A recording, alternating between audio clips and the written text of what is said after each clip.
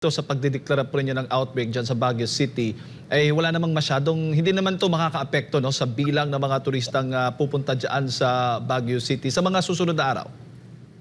Magkakaroon. Definitely magkakaroon yan, Jade, ng epekto sa aming tourism.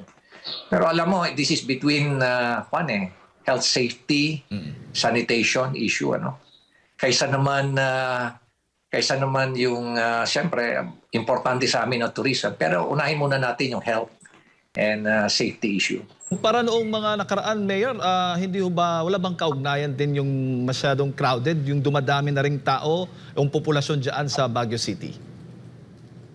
Oh, it's a major issue rito, lalo-lalo na yung impact sa aming mobility, yung ibig ko sabihin, yung traffic natin dito. So, kaya nga, we are pursuing yung aming smart mobility transportation system na it has 5 components. Unang-una, yung AI, Artificial Intelligence Managed Traffic System. Yung aming kailangan namin magpatayo ng maraming mga parking buildings, multi-level parking buildings. Right now, we are looking at 9.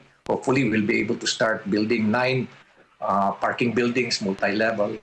Yung public transport management, na lahat ng mga public transport, lalagyan namin ng device yan, special type of equipment para namomonitor namin sila lahat. At the same time, namamanage yung galaw nila, pati yung mga taxi. Parang Grab, alam na niya kung nagbaba siya ng pasahero, alam na niya kung saan yung next na pasahero niya, malapit lang. Hindi yung ikot-ikot siya ng iikot. Another is yung congestion fee or road user. And law enforcement, yung non-contact apprehension.